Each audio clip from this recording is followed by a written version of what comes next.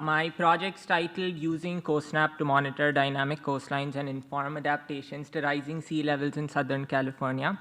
It's a bit of a mouthful, but CoastSnap is the key word to remember here, and I'll get back to what exactly that is. But before I do that, I'd like to thank my committee, which was Dr. Mark Merrifield and Dr. Julia Fiedler. And this project was conducted under their guidance and support, and it really wouldn't have been possible without them, especially since there were a lot of change of plans throughout the project. Getting back to CoastSnap, what exactly is CoastSnap? CoastSnap is a worldwide coastal monitoring program.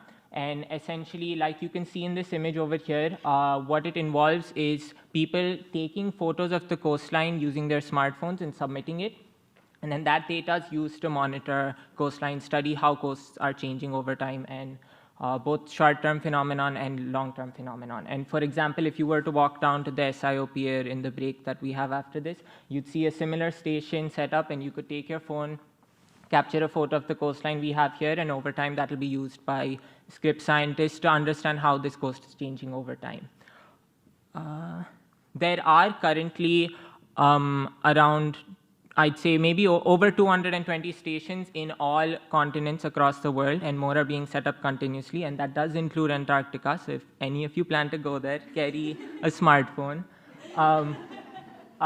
And so our main motivation behind this project, of course, a well-known consequence of global warming, is sea level rise. We've already been experiencing the consequences of this. We've seen between 15 to 25 centimeters of global mean sea level rise just between 1900 to 2018. But additionally, in the next 30 or so years, we're expecting an additional 10 to 25 centimeters of rise.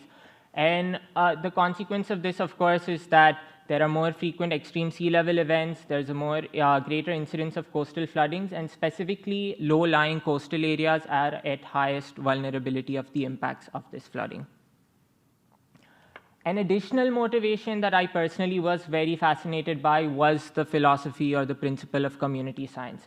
What exactly is community science? It's often the word is used and exchanged with the word citizen science, but there's a greater preference for this word. What exactly it is it talks about scientific research projects that involve community members in every step of the process. So from designing the project to collecting the data to interpreting it, and most importantly, understanding how this data can be used to make local policy decisions.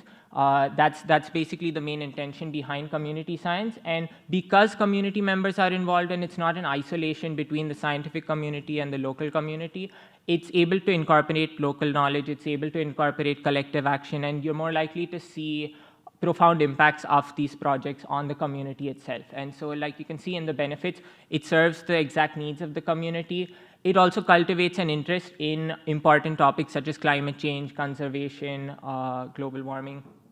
And additionally, another important point is it's able to collect a diverse data set because you have a large participating group at a low cost, which can allow greater scientific understanding of these phenomena. That brings me to the first component of my project, which is demonstrating CoastSnap's viability to study coastlines specifically in Southern California. As you all know, coastlines around the world do differ. Southern California has a very unique coastline in terms of how it behaves throughout the year. And before I get to these 4 points, just to give you a brief idea of what we're looking at here. Which one's the laser pointer, Nick? This one? Okay.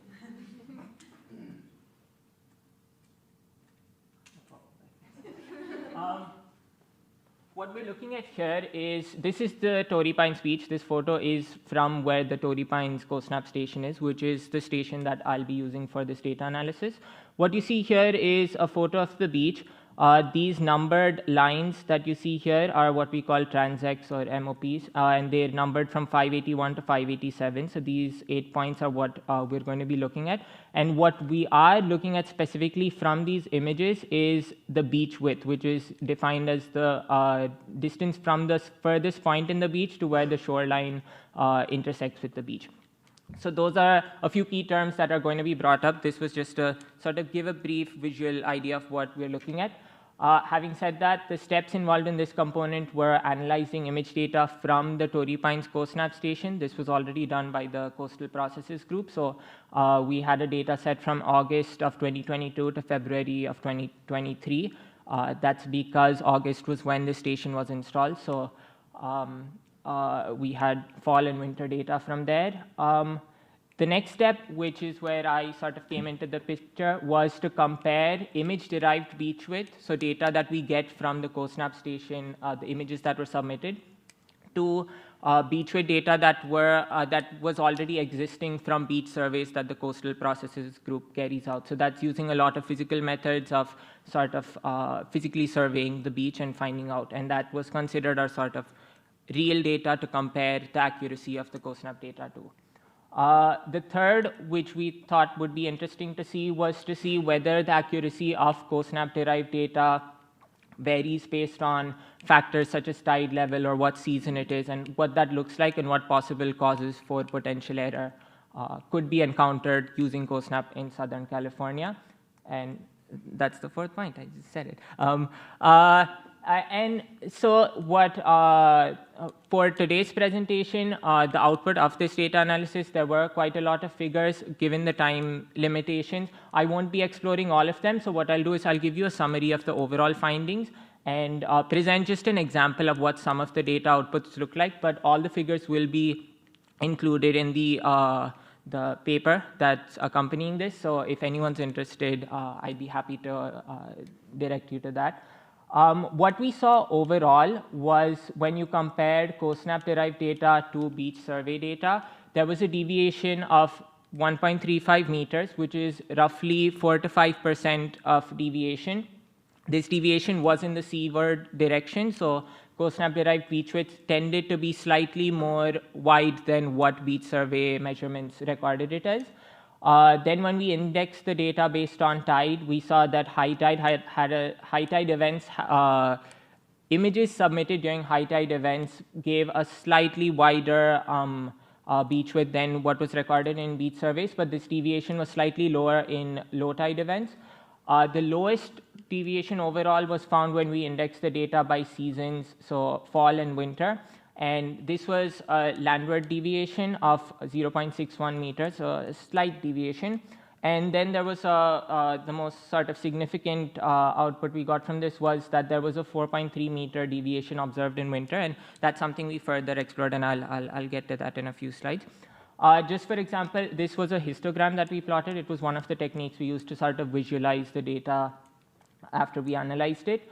What we're looking at here is sort of the probabilities of different extents of deviations between CoastSnap-derived beach width and beach survey-derived beach width.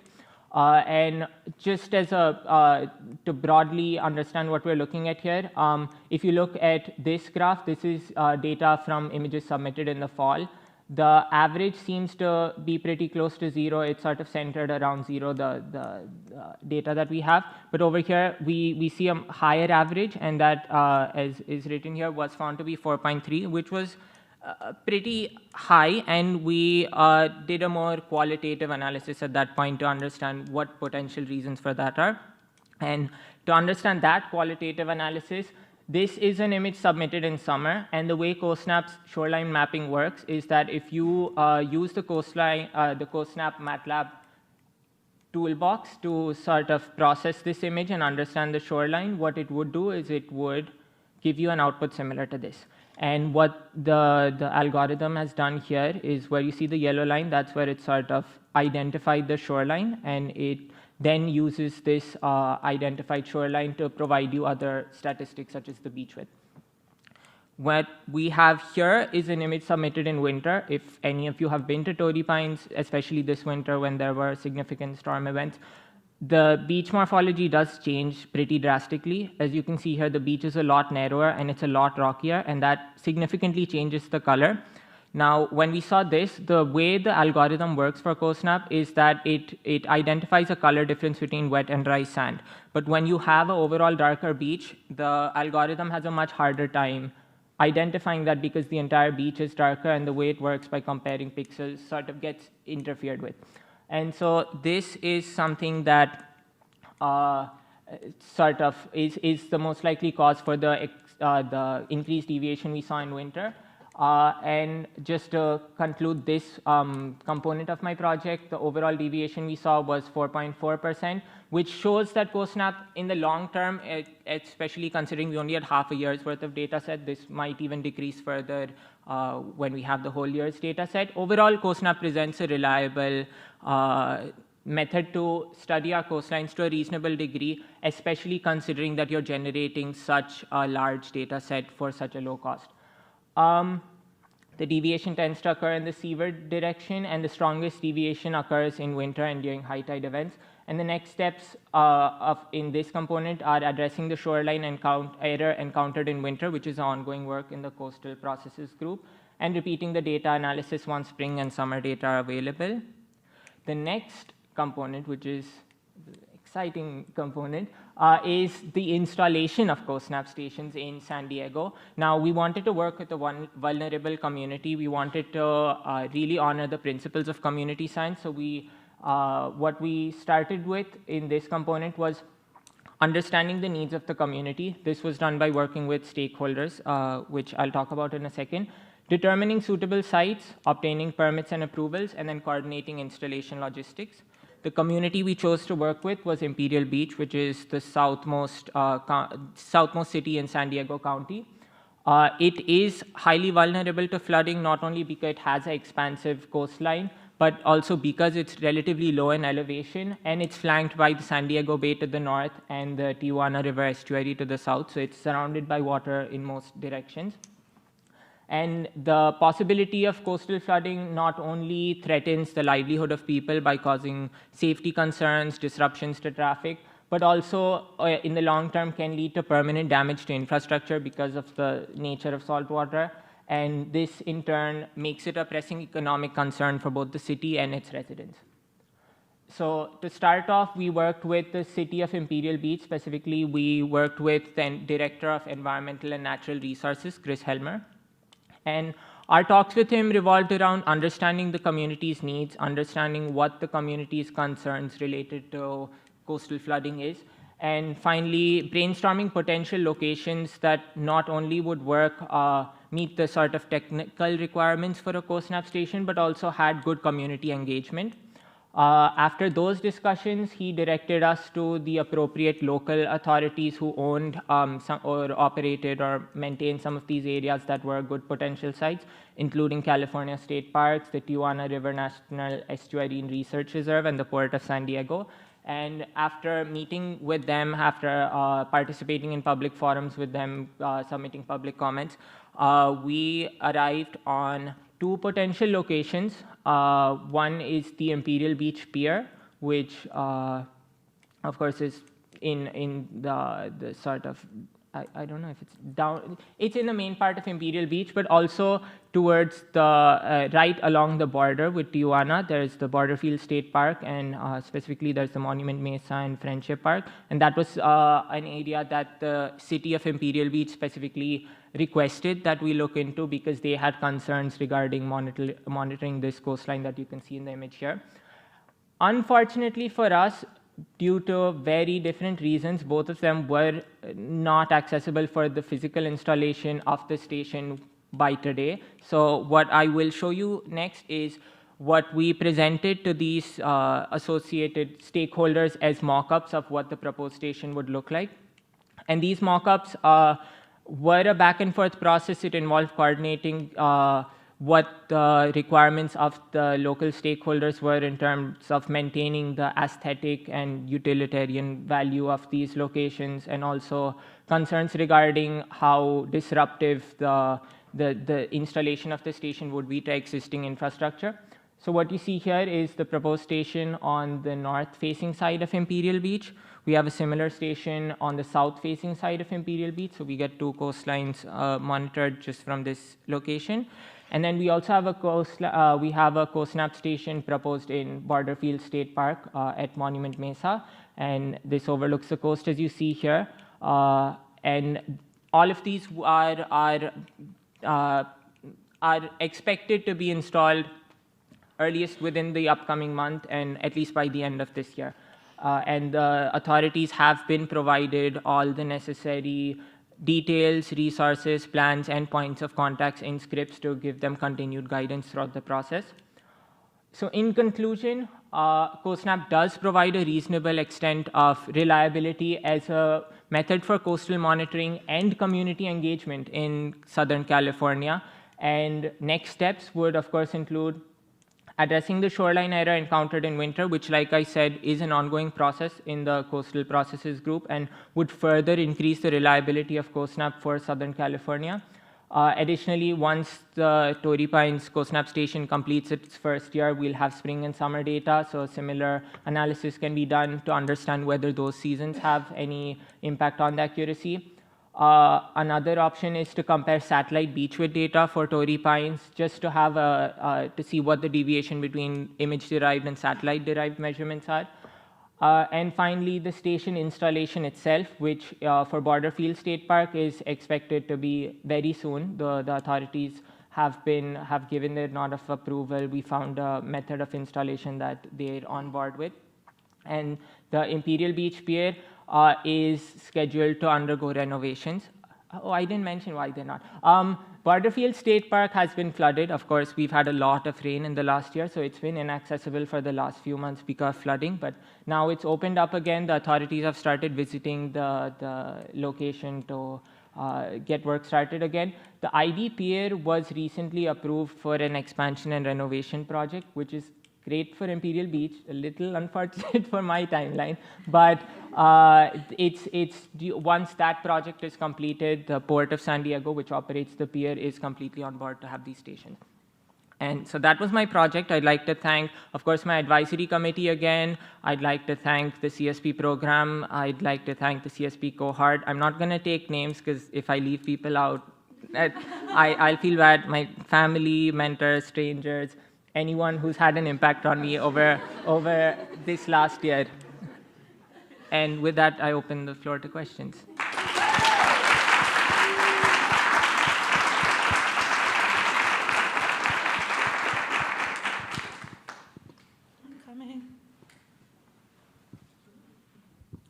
Thanks, Yash. How, like, say for Torrey Pines as an example, how many pictures would you expect to process per year or something? So Torrey Pines has been up since August. In our data set from August to February, we had about 750 images. And I'd expect that as the temperature gets warmer, that would increase even more. So it's a pretty popular spot, and it's got a pretty good response so far. I'm just curious if, I know you mentioned before that the pier site, the south-facing one, you were unsure if it would be able to document those flood forecast sites. I was just curious if you were able to go and see if that is the case. Did I say that?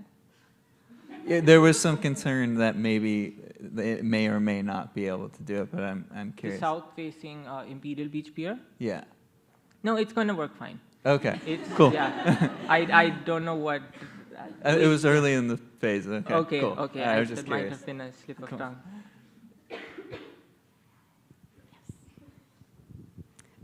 Awesome job, Yash. I guess kind of in a similar vein as Alex's question, but for the border park, if it's completely flooded now without access, is that a concern for collecting data in the future if it were to have to close down again, and how would that impact the? That's a great question. So that's something we have spoken with California State Parks about.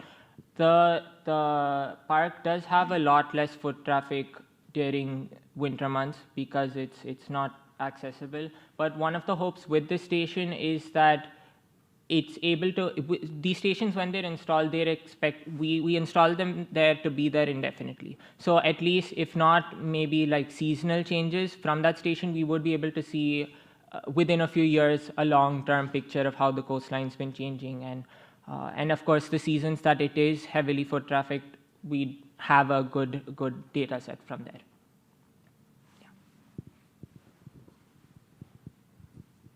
I just had a question about the quality of the data. How do you control for different cameras and different zooms when photos are taken?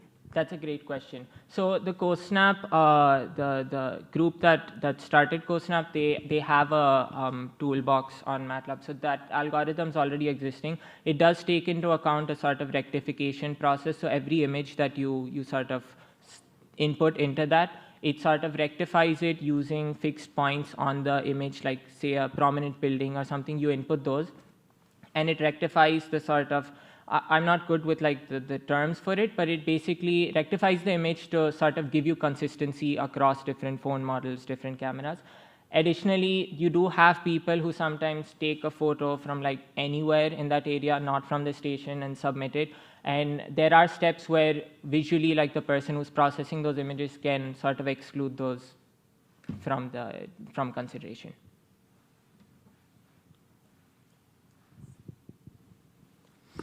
I have a question on the winter analysis. Mm-hmm. First of all, do you need all 4 seasons to learn what you need to learn?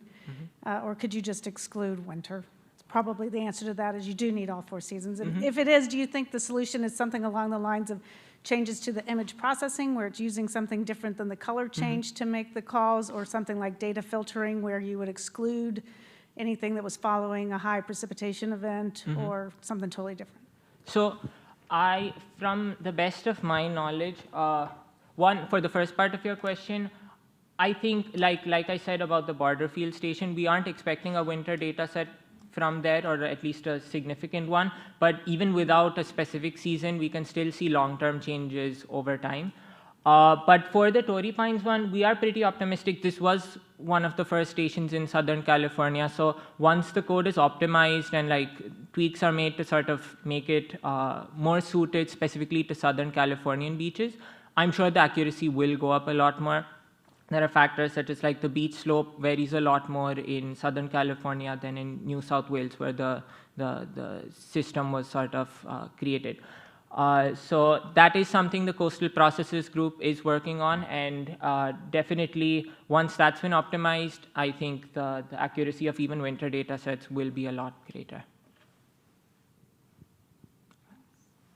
All right, thank you.